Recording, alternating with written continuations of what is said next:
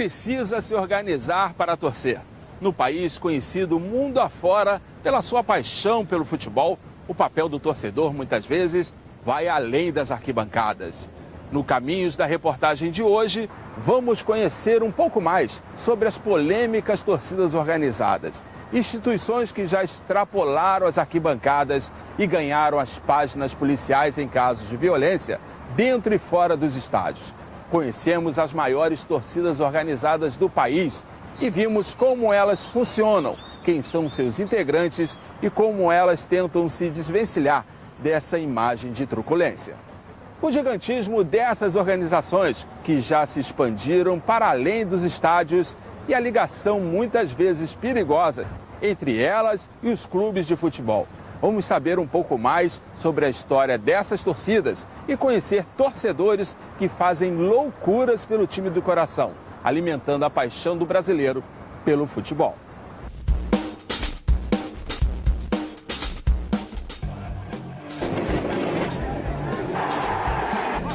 Dia 22 de agosto de 2010.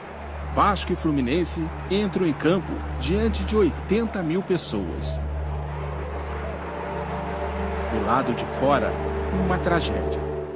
Pouco mais de 500 metros do Maracanã, um crime estava sendo cometido aqui neste local. Depois de perceber que um grupo de torcedores do Vasco estava sendo agredido por integrantes de uma torcida organizada do Fluminense, o jovem Antônio Marcos tentou socorrer os torcedores do Vasco. Gabiru, como era conhecido, não conseguiu conter a fúria dos agressores. Foi jogado ao chão e levou vários chutes na cabeça até ficar desacordado. Gabiru foi socorrido por policiais e trazido para este hospital. Com todos os ossos da base do crânio fraturados, ele não resistiu. Morreu 2 dias depois, aos 31 anos de idade. Essas pessoas que fizeram isso com meu filho, eu não quero vingança, né? Porque a gente sabe que as torcidas, eles querem briga. E dentro das brigas sai morte.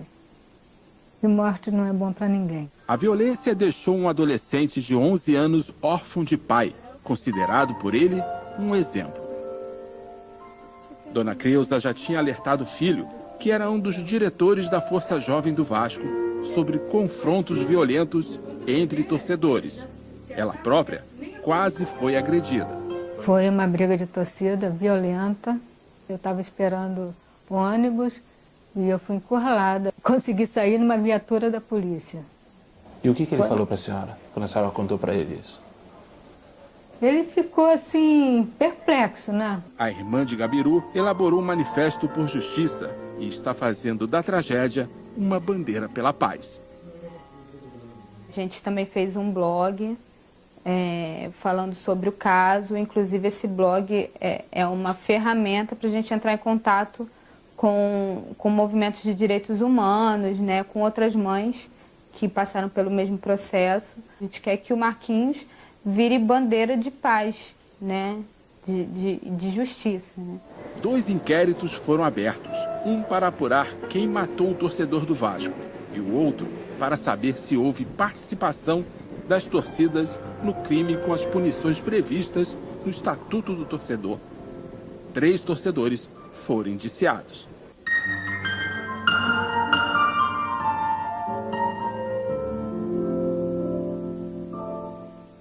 O choque entre policiais e torcedores também faz vítimas. Newton César, presidente de honra da Dragões da Real do São Paulo, aparece nessas imagens correndo de um policial. O rapaz evita o confronto, mas é atingido por uma coronhada. Com um dedo no gatilho, a arma do policial dispara. Com a bala alojada na cabeça, Newton morre 4 dias depois. O sargento José Luiz Carvalho Barreto foi afastado das ruas, enquanto o processo que pede a expulsão dele da corporação não é concluído. A década de 80 foi marcada por conflitos nos estádios da Europa. Os hooligans ingleses atormentavam o Reino Unido. Foi nessa época que a violência começou a dar os primeiros sinais também no futebol brasileiro. Em agosto de 1995, a decisão da Supercopa de Juniores no Pacaembu transformou-se numa batalha campal. Torcedores da Mancha Verde entraram em conflito com as da Independente do São Paulo. Com paus e pedras, o confronto terminou com 102 feridos e um morto. O São Paulino Márcio Gasparim da Silva, de 16 anos. A Mancha Verde e a Independente foram extintas. Adversários ou inimigos? Cenas de violência gratuita? Vândalos que transformam qualquer local em praça de guerra. Agressão em nome do futebol? Eu sou de um tempo em que a torcida era uma só, mas eu vi essa transformação. Eu vi como é que essas torcidas organizadas surgiram e como elas se desvirtuaram também, né? Em alguns casos elas passaram a ser gangues em vez de torcidas. Em um determinado momento as pessoas começaram a passar a ter medo de ir aos estádios por causa das torcidas organizadas. Corinthians e River Plate disputam uma vaga para as finais da Copa Libertadores de 2006 no estádio do Pacaembu. O time paulistano é eliminado e os torcedores tentam invadir o gramado para agredir os jogadores. Foram cenas de violência em massa. A partir daquele dia, este homem assumiu o compromisso de promover justiça e trabalhar para um projeto de ações de combate à violência no futebol. Eu vi que a nossa legislação realmente era muito falha. Exemplo, um dia nós surpreendemos um ônibus de uma determinada torcida com 40 barras de ferro para invadir a sede de uma outra torcida. Isso não configurava crime nenhum. Os líderes de torcidas organizadas concordam que existem facções internas que utilizam da violência para tentar ganhar status. Aqui tem todo tipo de gente, de todas as classes sociais. Então a gente tem todos os problemas que a sociedade tem, inclusive a violência. Mas o problema a gente tenta resolver da melhor forma. Tem suspensão, tem expulsão de associado. Muitos entram na entidade achando que é violência, é pra brigar e tal. Não, aqui a gente vamos criado para acompanhar o Santos. As cenas de vandalismo aconteceram no Campeonato Brasileiro de 2009, quando torcedores do Coritiba, inconformados com o rebaixamento para a segunda divisão, invadiram um gramado, brigaram com policiais e depredaram o estádio Couto Pereira. O incidente foi julgado pelo Superior Tribunal de Justiça Desportiva, que aplicou a maior pena já vista no futebol brasileiro. O clube paranaense perdeu 30 mandos de campo e teve que pagar uma multa de R$610 mil. A punição exemplar contribuiu para que o Estatuto do Torcedor, criado em 2003 pelo Ministério do Esporte, sofresse alterações. O documento foi elaborado para proteger o torcedor brasileiro e combater a violência. 2 artigos, o 39A e o 39B, responsabilizam as torcidas organizadas e seus dirigentes por atos de violência causados por seus associados. Nós somos a favor que se puna sim, mas que se puna o indivíduo. Porque dentro do Estatuto Novo aí, o caminho que está levando é para se fechar os portões das torcidas. O ato de criminalizar quem pratica violência no estádio está corretíssimo. Só que eu não posso responder por um ato ilícito de outra pessoa. A minha entidade não pode responder por isso. Mas o promotor público pensa de uma outra maneira. Infelizmente, 99,9% dos atos de violência no futebol passam, sim, por torcida organizada. Eu não sou contra a torcida organizada, mas acho que eles têm que ser organizados. E a Constituição permite a associação deles, desde que seja para fins pacíficos e lícitos. Para entender por que tanta violência entre integrantes de torcidas organizadas, eu vou entrevistar um rapaz que vai ter a identidade preservada. O que eu posso falar dele é que ele tem 25 anos. Bem, por que você gosta tanto de brigar? As torcidas do Flamengo, eles costumavam agredir nós vascaínos. Eles tomavam nossas bandeiras. Então, quando a gente vê eles, cara, não adianta. A gente parte para guerra mesmo. Tem jeito. Eles estando em maioria, minoria, o que importa é a gente acabar com a vida deles. E geralmente vocês usam que tipo de armas, por exemplo?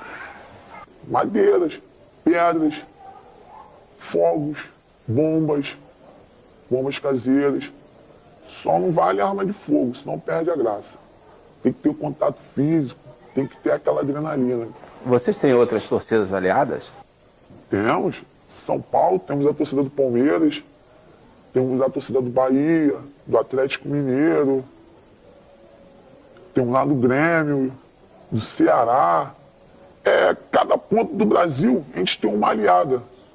Até porque a gente depende de viajar para os outros lugares, a gente tem onde a gente guardar os nossos equipamentos, a nossa bandeira, né? Ter um lugar para a gente se hospedar. E uma proteção também que a gente tem das outras torcidas, que a gente está pisando num terreno que a gente não conhece, a gente está pisando num terreno desconhecido, campo minado. Então, se não tiver ninguém para direcionar a gente acaba não voltando. Vocês fazem emboscadas? Olha, já fizemos bastante. Fizemos emboscada em trens, em ônibus, mas é mais fácil pegar a torcida adversária, que vem de fora, não sabe por onde anda, para em qualquer lugar. Já fizemos diversas emboscadas, já fizemos muita coisa horrível já aqui. As brigas acontecem porque a gente conhece eles, a gente sabe por onde eles andam, sabemos a horário de reunião deles, o horário de saída, conhecemos os integrantes, a gente sabe tudo. E como é que vocês ficam sabendo dessas coisas todas? Tem algum espião? Mulheres, eles gostam muito de mulheres. Eles põem uma mulher lá, mais novinha, como eles chamam, passa tudo pra gente, a gente fica sabendo de tudo. Você tem mais paixão pelo seu time ou vai mais pela fúria? Eu tenho paixão pela minha torcida. Meu time fica em segundo plano. A polícia vem fechando o cerco sobre aqueles que usam torcidas organizadas para praticar crimes. Em setembro de 2010, 12 pessoas foram detidas no Rio de Janeiro, acusadas de formação de quadrilha, porte ilegal de armas, homicídio e lesão corporal. Os responsáveis pela investigação disseram que os acusados chegavam a anunciar quais seriam as próximas vítimas em sites de relacionamento. Para a gente coibir os encontros de torcidas, violência praticada pela internet, nós temos hoje um serviço de inteligência praticado pela Polícia Militar, pela Polícia Civil e pelo próprio Ministério Público, onde a gente tenta identificar, inclusive esses sites, tem alguns inquéritos instaurados, para saber do provedor de onde é e identificar qual integrante da torcida que está praticando isso, quem é o autor de todo esse confronto. Daí a importância, que eu digo, do serviço de inteligência para que a gente possa identificar e prender essas pessoas. E se for o caso de provar que uma torcida organizada está por trás desses atos, como pessoa jurídica, de poder extingui-la ou bani-la do futebol por até 3 anos. Há 20 anos, o sociólogo Maurício Murad estuda a violência nas arquibancadas e fora dela também. Ele já escreveu vários livros sobre o tema e se deparou com números alarmantes nos últimos 10 anos. O Brasil é o campeão mundial de mortes de torcedores em decorrência de conflitos de torcidas organizadas. Isso comparando-se com o chamado primeiro mundo do futebol, basicamente a Europa e a América do Sul. Então, nos últimos 10 anos, o Brasil perdeu 42 pessoas, o que dá uma média anual de 4,2 mortos. O estudo mostra ainda que os agressores que se dizem torcedores têm entre 15 e 24 anos de idade. São, na sua maioria, de classe média-baixa e representam apenas 5% do total dos integrantes de torcidas organizadas. É uma minoria, o que mostra que as instituições de segurança pública se agirem de forma orquestrada em 3 níveis principais que devem ser articulados. Medidas no curto prazo de caráter repressivo, medidas no médio prazo de caráter preventivo e medidas no longo prazo de caráter reeducativo. O 2º Batalhão de Choque atua muito forte com ações preventivas, desde reuniões com torcidas, as fiscalizações do ingresso de material nos estádios e a conscientização dos torcedores. Esse é o segredo. Em São Paulo, são realizadas reuniões sempre 72 horas antes das partidas disputadas no estado, entre representantes das torcidas organizadas, da Federação de Futebol e do Batalhão de Choque. Com esse trabalho que a gente tem feito, eu acho que a violência está cada vez mais se dizimando. Por quê? Porque a gente traz o torcedor do organizado ou as famílias para junto, para que elas entendam que o futebol tem que ser uma diversão sadia. Acompanhamos a torcida Dragões da Real do São Paulo, do ponto de encontro até o estádio do Morumbi. Um churrasco para os integrantes da torcida evita que os grupos saiam separadamente para o estádio. Policiais do 2º Batalhão de Choque conferem os documentos dos motoristas, fazem revistas nos torcedores e nos ônibus em busca de qualquer material fora do padrão permitido no Estatuto do Torcedor. Assim como em São Paulo, no Rio de Janeiro as torcidas organizadas também são escoltadas. O GEP, Grupamento Especial de Policiamento nos Estádios, é o único no Brasil que faz um trabalho direcionado às torcidas desde 1991, quando foi criado. Então a gente observou que nos anos 90 houve um esvaziamento das torcidas dos estádios no modo geral. Após isso, o GEP foi implementado e a gente conseguiu ter uma redução bastante significativa em relação a brigas dentro do estádio. O que a gente vê hoje são brigas pontuais, em determinados pontos que não são os arredores do estádio, que são marcados por internet, e locais e dias que não são de jogos. O GEP é informado de todos os jogos realizados no Rio, o número de torcedores e a lista do material que vai ser utilizado pelas torcidas dentro do estádio. São apresentados na reunião que acontece entre os representantes das organizadas e o comando do grupamento. No clássico mais acirrado do futebol carioca, os representantes das torcidas de Vasco e Flamengo são orientados a seguir trajetos distintos. Para gravar como as torcidas organizadas se comportam durante o trajeto até o estádio, foi preciso ter a autorização do GEP e também dos líderes das torcidas. É a primeira vez que os dois times vão se enfrentar no Engenhão, já que o Maracanã está em obras para a Copa de 2014. As duas grandes torcidas vão usar trens exclusivos para chegar ao estádio. Na estação de Madureira, o clima é tranquilo. Os flamenguistas ocupam o trem destinado apenas para eles. Já do outro lado, o clima é tenso. A polícia tem muito trabalho com os torcedores do Vasco e age com rigor. Usa bombas de gás lacrimogênio. Na chegada à estação vizinha ao estádio do Engenhão, mais confusão. A escada rolante é destruída. Este homem está armado e é retirado do trem por policiais. Do lado de fora, os policiais tentam evitar o confronto entre os vascaínos e flamenguistas.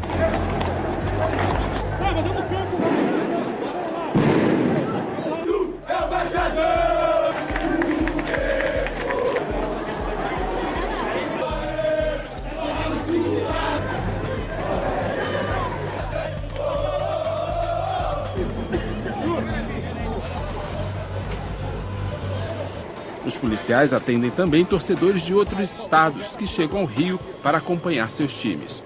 Depois de mais de 7 horas de viagem, os torcedores do Corinthians chegam ao Rio de Janeiro. Aqui na Via Doutra, eles são recebidos pelos policiais do GEP. São revistados, o ônibus também, à procura de drogas e explosivos. Daqui, todos seguem para o estádio. Os policiais têm como parceiros cães farejadores. Nada escapa ao olfato apurado. Mas desta vez foi alarme falso. Os policiais fazem a escolta da torcida na ida e na volta do estádio. Muitas vezes, o descontrole dos jogadores dentro de campo pode estimular brigas entre torcedores. O técnico Carlos Alberto Parreira, tetracampeão mundial, chama atenção para a responsabilidade dos atletas. E o jogador tem que estar atento a isso. Ele tem que se comunicar com essa torcida, tem que interagir. Todo o comportamento dele, tudo que ele faz, tudo que ele fala, tem que ser direcionado para a torcida, e no bom sentido.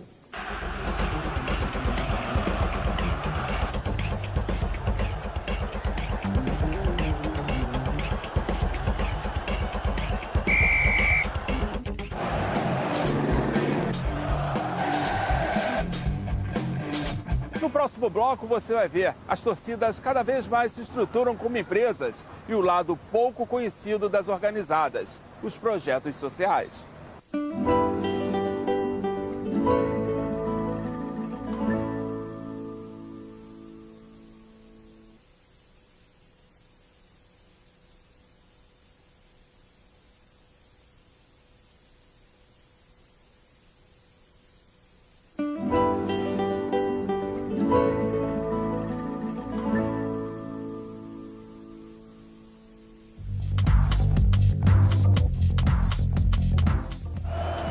relação entre as torcidas organizadas e os clubes nem sempre é vista com bons olhos. Essas pessoas, elas deixaram antes, na minha opinião, de serem torcedoras, né? Elas querem influir diretamente no dia a dia do clube quer dizer, são pessoas que não têm mais uma atividade profissional. A atividade delas é torcer, ou pelo menos querer participar de todas as decisões do clube. Se fosse dessa forma, o clube não precisaria ter diretoria.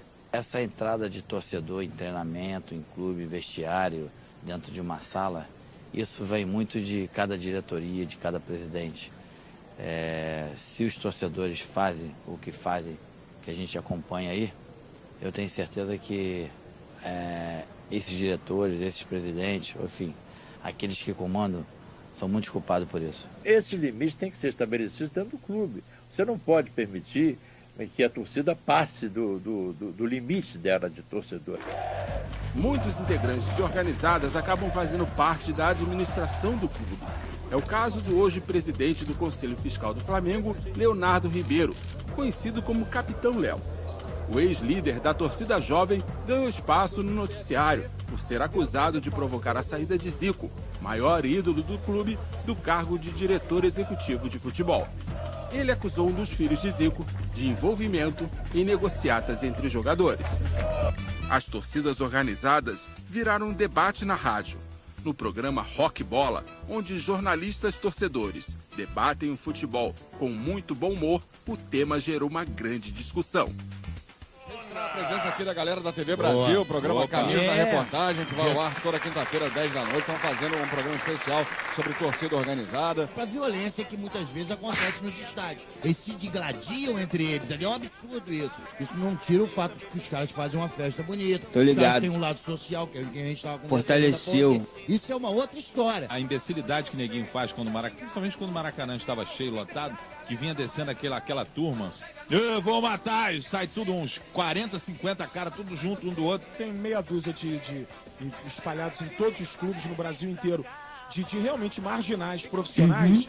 E tem uma molecada que querendo se afirmar. Adolescente querendo se afirmar para os amigos que acaba entrando nessa onda. Portuguesa 3, Figueirense 2. O Rock Bola, cara, é um exemplo de que as pessoas, embora sejam de outros times, podem conviver pacificamente. Porque a gente aqui brinca um com o outro, se sacaneia e tal, fala dos nossos times, tem aquela rivalidade clubística e coisa e tal. Mas que não passa das palavras, do bom humor, da coisa bem-humorada, bacana, que é o esporte, que é o futebol de uma maneira geral. Até chegar aos padrões de torcida organizada, que hoje são responsáveis diretamente pela festa nas arquibancadas e que movimentam milhões de reais no futebol, os torcedores se manifestavam através de associações. A primeira torcida organizada, todo mundo sabe que foi a do Jaime de Carvalho, né? A charanga do Flamengo, né? Digamos assim que oficialmente essa é a primeira torcida organizada formada no Brasil. Aos poucos, a charanga começou a ficar ultrapassada. Os jovens queriam mais do que uma simples banda para incentivar o time.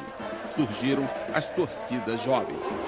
Essas torcidas organizadas elas foram muito criativas em relação às músicas que cantam, né? Em plena ditadura militar, as organizadas conseguiram expor seus sentimentos com canções que nem o governo pôde impedir. A torcida do Flamengo, por exemplo, teve pelo menos um momento de genialidade quando improvisou uma música que era institucional do governo militar, né? Ó, meu Brasil, eu gosto de você, quero cantar ao mundo inteiro, a alegria de ser brasileiro. A torcida do Flamengo improvisou, todo mundo começou a cantar e não se pôde fazer nada, ao contrário, né?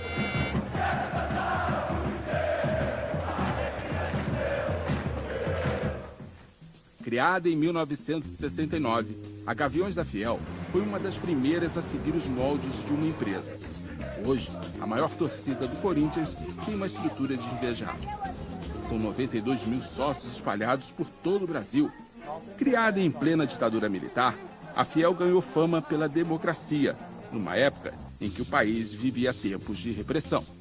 Nós passamos pela ditadura, nós pedimos as diretas já, nós fomos lá também para trocar o presidente. Nós fazemos parte desse país também. Tentando seguir o mesmo caminho, a raça rubro-negra está em processo para se transformar em empresa. Com mais de 61 mil associados, a entidade espera buscar parcerias. Então você tem que arrumar uma forma de capitalizar recursos sem depender só do clube. Porque quando o clube vai mal, a torcida também está mal. Então, se não tiver outro lado para poder estabelecer a reforma dos seus materiais, pagar as contas mensal que você tem dentro da sede, da torcida, você não vai conseguir viver. E ela tem CNPJ, ela tem uma diretoria, não é como posso presidente, tem presidente, vice, diretor, tesoureiro, tem todo um segmento, como se fosse uma empresa. A torcida organizada, elas têm que se organizar e realmente ter o norte, funciona como uma empresa. Apesar de ser uma associação, eles têm a mesma organização, eles têm CNPJ, eles têm estatuto, eles têm diretoria constituída, então eles têm que se portar como tal. Eles têm que ter os seus direitos e as suas responsabilidades. E para que a engrenagem dessas empresas não emperre, é preciso dedicação.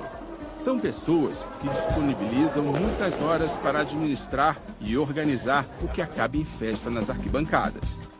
Depois de um dia de trabalho, ainda vem aqui cooperar com a torcida organizada. É sempre um prazer? É sempre assim?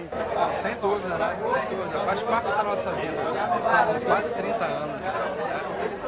Apesar de buscarem um padrão de empresa, os responsáveis pelas torcidas não sabem precisar quanto arrecadam. A trupe sobrevive do esforço de cada associado. Nós somos uma instituição que nós não temos mensalidade. Nós vendemos ingresso e a trupe ganha R$5 por ingresso. Você entendeu? Não que o Palmeiras venda dê ingresso para nós. Nós pagamos o ingresso e acrescentamos R$5. A gente sobrevive com a mensalidade dos sócios e com a venda de materiais. Isso gera uma receita de quanto, mais ou menos? Ela varia.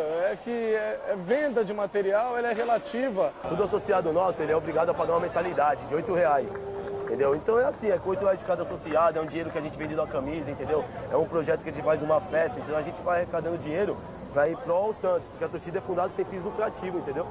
A disputa é grande no mercado de material esportivo. Aqui na sede do Palmeiras, a camisa oficial do clube é a mais vendida. Mas tem torcedor que prefere pagar pela marca da torcida organizada. Você gastou quanto aqui na loja? 270. E vale a pena? Com certeza. Muito a pena. O pano, o material, o escudo, tudo da torcida representa muito. Na loja do maior adversário, o movimento é sempre assim. A estimativa de um sábado de grande movimento gira em torno de 35 a 50 mil reais. Os dias de semana, por volta de 10 mil reais por dia. Para os clubes, a venda de material esportivo feita pelas organizadas não chega a ser uma ameaça à receita das instituições oficiais. Eu não vejo conflito, não. O produto do clube tem um determinado mercado. São Paulo, no caso do São Paulo, nós temos aí um resultado muito bom. O São Paulo, se não é o maior, está entre os maiores vendedores de material esportivo. A venda de material gera receita para as torcidas, mas as despesas são altas. Um ônibus daqui para o Rio é 2.800. A gente cobrou R$30 a caravana da molecada, porque senão a gente não consegue levar eles para o jogo, porque eles não têm o poder aquisitivo. Entendeu? E a gente tomou um prejuízo de R$1.000, R$1.500 por ônibus. A grande maioria dos integrantes trabalha como voluntários nas torcidas. Mesmo assim, como em toda empresa, as organizadas têm gastos com pessoal. Nós empregamos aqui dentro da escola hoje mais de 27 funcionários. Hoje nós temos 27 pessoas trabalhando aqui dentro, voltadas para o carnaval. E muitas dessas pessoas são associados nossos, né, que vieram aprender uma profissão. Então, por exemplo, hoje nós temos auxiliar de serralheiro, nós temos marceneiro, nós temos costureira, nós temos aderecista. A mão é firme no traçado. Aos poucos o desenho sai do esboço do papel, vai ganhando forma no pano. Há 14 anos, Roberto trabalha na produção de bandeiras. É tudo projetado, computador, calculado, quadriculado, para não ter sombra para erro, né? Não tem sombra para erro. Você trabalha certinho, passo a passo, metro a metro. Tem que ter paciência. Os pedidos vêm principalmente do Rio de Janeiro, São Paulo e Minas Gerais. O fundador da torcida Rasta do Vasco da Gama trabalha em casa, com um ajudante. Uma bandeira como esta, que mede 4 metros de comprimento e 4 de largura, leva 2 dias para ficar pronta. Já de 95 metros consome 15 dias de trabalho. O custo para a torcida organizada pode chegar a R$20 mil. Roberto chega a fazer entre 10 e 12 bandeiras por semana. Os pedidos aumentam ou diminuem conforme a situação dos times nos campeonatos. Depois do processo de pintura, a bandeira segue para a finalização. É hora de costurar. Dona Ana, mãe de Roberto, faz o arremate nas bandeiras. Já gostava. Agora que meu filho iniciou esse trabalho dele, com a torcida dele, tem mais prazer ainda.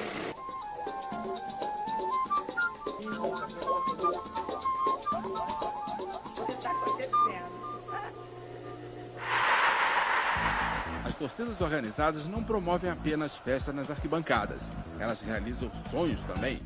Os pequenos dedos no teclado procuram um caminho para chegar ao mundo da informação. Então tá bom. Essas crianças fazem parte do projeto social de iniciação digital, criado há 3 anos pela Gaviões da Fiel. As aulas são ministradas por professores voluntários.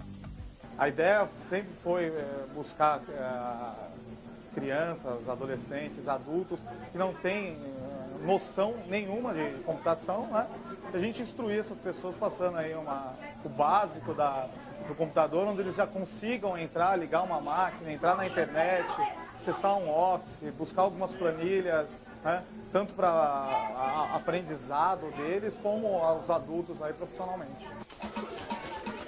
Além de promover a inclusão digital, a Gaviões mantém ainda uma escolinha de formação de novos talentos do samba.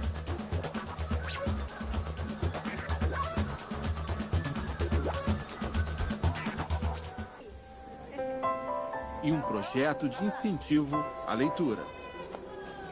A gente conta uma história, daí eles vão verbalizar aquilo que você contou, vão desenhar, que eles adoram, né? A gente coloca eles para desenhar o que foi contado, expõe. Então, na verdade, tudo isso envolve várias coisas junto. Eles vão desenvolver o social, vão desenvolver a criatividade, a imaginação. As ações sociais já ultrapassaram o muro da sede da entidade. No início de 2010, a cidade histórica de São Luís do Paraitinga, no interior de São Paulo, foi praticamente destruída por uma enchente. Num belo domingo, na estreia do Campeonato Paulista, Corinthians e Monte Azul, parte da torcida foi para o jogo, e outra parte foi para São Luís do Paraitinga. Dezenas de torcedores trabalharam duro e ajudaram a retirar mais de 50 caminhões de lixo da cidade. Nossa colaboração foi pegar na pá, na enxada, no carrinho, no balde, no desinfetante, na vassoura, no rodo, e fomos lá então ajudar. O grande sonho agora é viabilizar a construção da Faculdade Gaviões da Fiel. Espaço físico nós temos, estrutura nós temos, material humano nós temos, e agora tem que buscar alguns parceiros aí para tentar viabilizar. As ações sociais mobilizam também outras torcidas. Temos curso de inglês, de informática, capacitação profissional, curso de elétrica. Com isso a gente vem tentando fazer eventos, através de sopões, de campanha do agasalho, campanha de entrega de brinquedos, doações em orfanatos. Claro, é uma coisa assistencialista, mas é o que está no nosso alcance. Essa sala de informática, que vai ser lá em cima, que agora nós vai começar a reformar. Nós já ganhamos algumas máquinas, que são 10, Mas os torcedores não vivem só do amor ao futebol. Se dedicam também a outra paixão nacional, o carnaval. No Rio, a raça rubro-negra foi pioneira ao levar o samba para a arquibancada. A raça levou definitivamente o samba enredo para o Maracanã. Qualquer vitória do Flamengo era cantado sambas, enredos, o estádio todo cantava. E agora a raça vai botar o bloco na rua no carnaval do ano que vem. Ter um bloco já é um sonho real. Nós estamos com o nosso bloco em 2011, já desfilando na orla do Rio de Janeiro. Em São Paulo, torcidas organizadas dos principais times têm escolas de samba. As escolas de samba de São Paulo ligadas à torcida, elas são muito fortes, porque ela carrega o peso do clube. A torcida da Gaviões da Fiel não se contentou em ficar apenas na arquibancada incentivando o time. foi para a avenida, virou escola de samba e hoje é uma das maiores em São Paulo, com quase 5.000 integrantes desfilando no carnaval. Quando existia esse tempo de parada do futebol, tá, o torcedor ele corre para algum lugar, que é o carnaval, o período do carnaval. Então ele vai para alguma escola, ele vai para algum bloco, ele vai para algum... Então acontecia isso. Então onde surgiu o bloco dos Gaviões, a gente ficou 13 anos disputando, foi 12 anos campeão, entendeu? E até a gente ser convidado pela Liga de São Paulo a ser uma escola de samba. Eu não consegui ser jogador de futebol, que é o sonho de todo menino, né? Mas eu me realizo cantando samba, porque na hora que eu tô ali na avenida, acho que você vai dar o grito de guerra. É como se você estivesse batendo um pênalti a favor do seu time.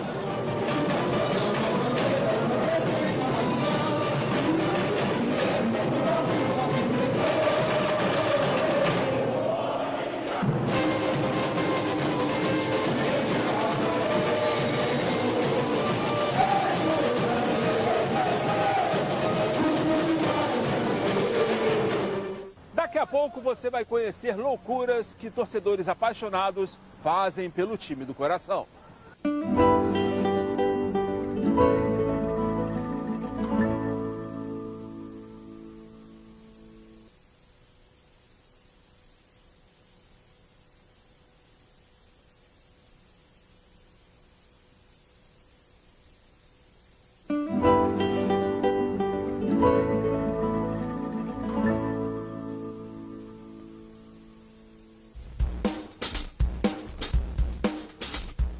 Eu sempre costumo dizer que a paixão pelo futebol, ela supera o amor. É mais forte que você, maior que você. A paixão é você não ter o dinheiro nem de adentrar o estádio e acompanhar ele no mundo inteiro. Essa é a paixão. Mas é a minha grande paixão. O Flamengo diz Flamengo até morrer. Eu digo Flamengo até depois de morto. O futebol deixa o torcedor assim, paralisado no momento. E logo depois, em pleno êxtase. A paixão não tem mesmo limite.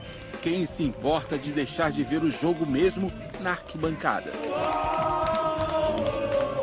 Debaixo dessa bandeira não dá pra ver o jogo aí. Ah, cara, mas é tudo alegria, tudo festa, né, velho? Tem torcedor que é capaz de marcar na própria pele o amor pelo time. As histórias são muitas. Contar mentira no trabalho, para ir pro Maracanã ver o Flamengo.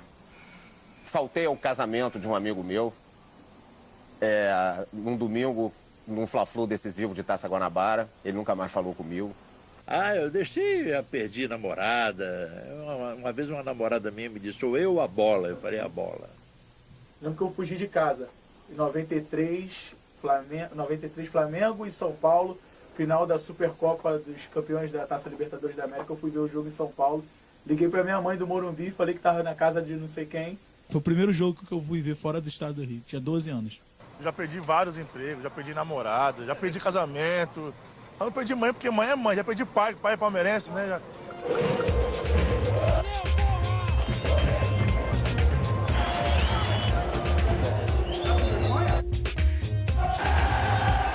Gritar, reclamar, não foi o suficiente para José, que assistiu o Botafogo ser derrotado pelo Vasco por 6-0 no Campeonato Carioca de 2010. O advogado tomou uma atitude inesperada, colocou fogo na própria camisa. Quando eu coloquei fogo, foi um ato de total fúria, de insatisfação. Quando a camisa estava ardendo, eu me arrependi, só que já estava queimada. O ato descontrolado do torcedor teve resultado imediato no clube. E foi um sinal de alerta, tanto foi um sinal de alerta que a diretoria se reuniu, trocou de técnico e logo depois o Botafogo foi campeão carioca. E as modificações no Estatuto do Torcedor trouxeram mais segurança dentro e fora dos estádios. Assim, as famílias voltaram a ocupar o lugar que era delas, as arquibancadas. Assim como a família de João. O final de semana dessa família da Baixada Fluminense, no Rio, é quase sempre assim. Reunidos e devidamente uniformizados, eles aguardam a hora de ir ao estádio, incentivar o clube do coração. João herdou do pai a paixão pelo Botafogo. Agora ele tenta manter a tradição na família. já conseguiu fazer com que a mulher trocasse o Vasco pelo time alvinegro. E a missão não parou aí. João convenceu até o vizinho, de apenas 10 anos, a trocar o Flamengo pelo glorioso de General Severiano. Eu era Flamengo. E aí? Aí que o Cooper, ele me levou pro Maracanã, aí eu realmente me tornei botafoguense. Virou casaca? E aí, a família? Sua família é flamenguista? Toda. E como é que ficou a família? Ficou decepcionada com você? Ficou muito.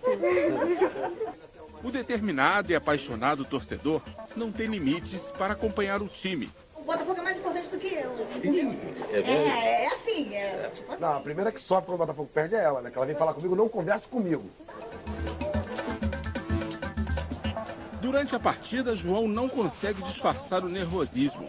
São vários os cigarros que o torcedor fuma durante os 90 minutos de um jogo que terminou em 0-0. Mas os estádios estão cada vez mais vazios. Onde estariam os torcedores? Eu criei os Geraldinos, aqueles que assistiam o jogo na geral, acabaram com a geral.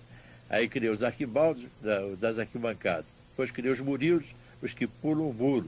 Agora tem que arranjar um para essa categoria aí, que o pessoal da poltrona, o pessoal do bar, né? Em dias de jogos, os bares têm sido ponto de encontro de torcedores. A modalidade não é nova, mas vem atraindo cada vez mais pessoas. Para mim é mais conveniente vir aqui, reúne os amigos, bate um papo. Aí decidimos ir pro bar, por ser mais cômodo, né? Ter um ambiente muito tranquilo também. De repente é mais divertido até mesmo do que o jogo, de repente está muito cheio o estádio, difícil acesso a ingresso, muito cambista também, problema com o cambista.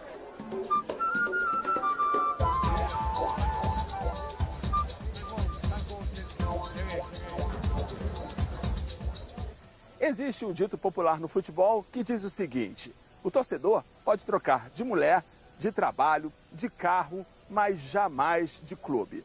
Flávio foi uma exceção. E eu tinha um vizinho no bairro onde eu morava, na Urca, no Rio de Janeiro, e ele me levava ao Maracanã e, por azar ou sorte, eu entrei no Maracanã para ver aquele grande time do Flamengo da década de 80, que foi campeão do mundo, foi campeão brasileiro. Flávio foi trabalhar como repórter setorista do Flamengo. Quando foi transferido do Flamengo para cobrir o Vasco da Gama, o repórter se surpreendeu. Me identifiquei muito com o clube, me identifiquei muito com as pessoas aqui dentro, mas aí no final eu me vi embrulhado, não teve jeito e aí o coração se pintou com uma cruz de malta e até hoje eu torço e gosto muito desse clube. Ser considerado um vira-casaca não perturba o fiel torcedor. As pessoas dizem, mas as crianças é que mudam, vira-casaca quem é criança. Então eu fui uma criança emancipada mais tarde, eu com 21 anos, na maioridade é que eu virei. Graças a Deus eu virei vascaíno. Até onde o torcedor pode ir para apoiar o time? A resposta pode vir pela quilometragem. Hugo, por exemplo, gastou do próprio bolso R$800 entre passagem aérea e hospedagem. Hugo deixou a família e os mais de 1.300 quilômetros entre Goiás e o Rio de Janeiro, pelo que ele acredita ser uma missão. Porque eu gosto sempre em primeiro lugar, cara. É estar na pele. Não adianta. Tiago, representante da Força Jovem Goiás, também atravessou os 2 estados para apoiar o time. Vem desde pequenininho, meu pai e minha mãe eram da antiga torcida organizada que chamava Inferno Verde. E desde lá de pequeno eu vou no Serra, enrolado nas bandeiras, tem foto minha com 2 anos de idade enrolado. A paixão que não tem como explicar, cara. Além das torcidas organizadas, personagens irreverentes, símbolos de alegria, fazem a festa nos estádios. Desirê é um deles. Quando surgiu vestido assim, há 51 anos, a reação foi imediata. Eles me chamam de maluco, me chamam de doido.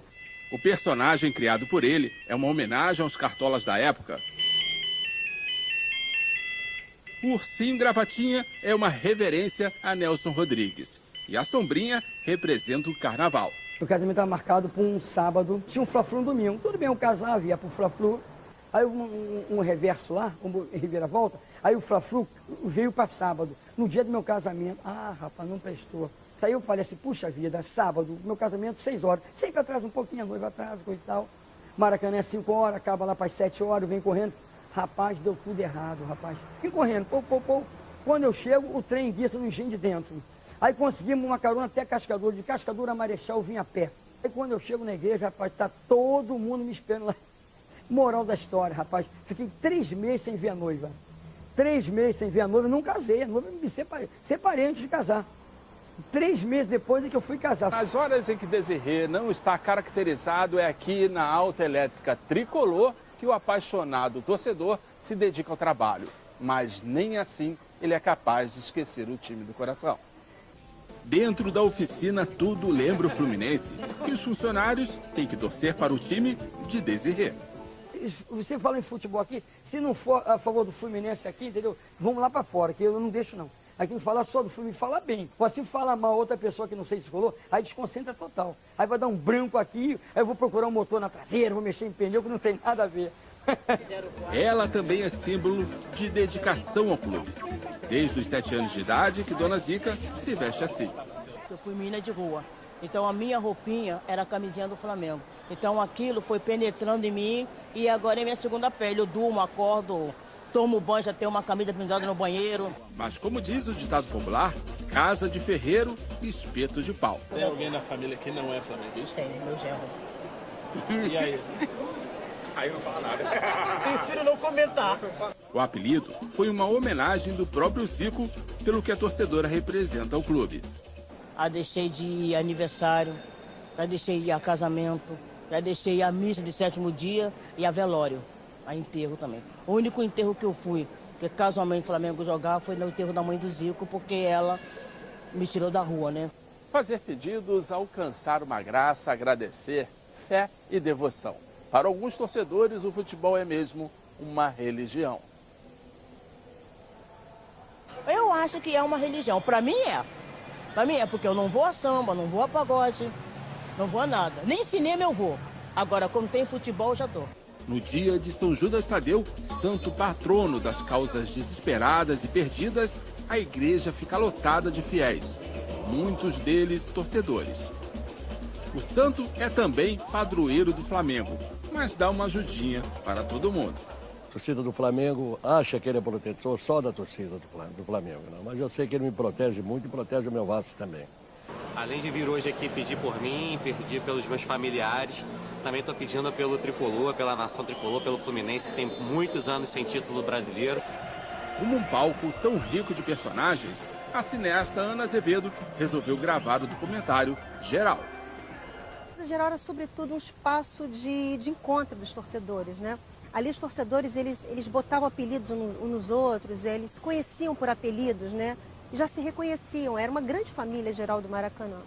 É muito difícil para o brasileiro torcer paradinho, quietinho, né? O torcedor brasileiro tem essa necessidade de se expressar com o corpo também, né? Vai atacando, e você vai levantando, Pai, é gol. E quando faz o gol, tu fica e tu custa sentar. É difícil, cara, é difícil você se conter, se segurar numa parada dessa. O lado torcedora da cantora começou bem cedo, aos 4 anos de idade. Eu vi jogo com casa, e a Maracanã com meu tio, né, Maracanã com a galera. Frequentadora assídua das arquibancadas, Sandra de Sá acredita que no estádio o torcedor se transforma. É catarse total, sabe? Neguinho se solta porque você não sabe, quando o time tá ali, cara, você não vê mais nada. Mas eu não me contenho, não. Eu sou bem ensandecida.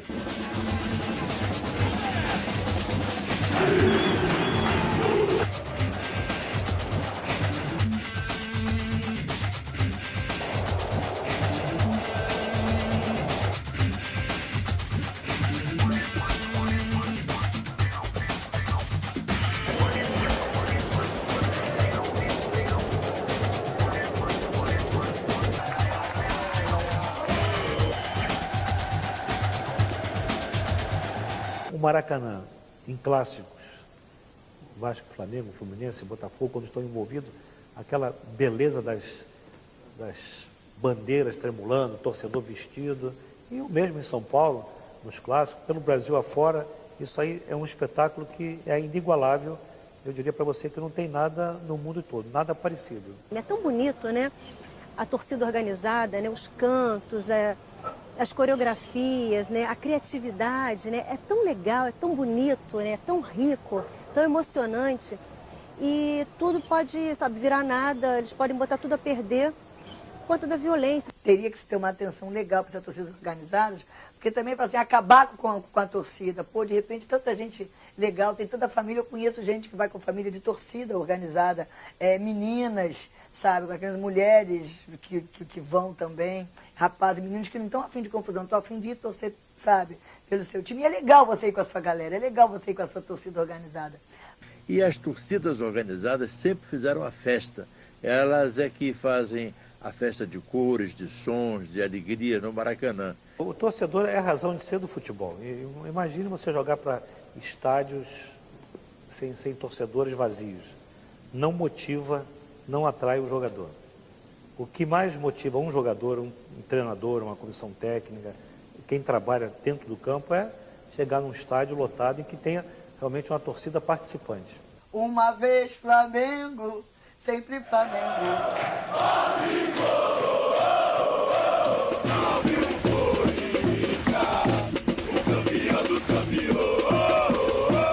Sou tricolor de coração. Vencer, vencer, vencer, uma vez Flamengo.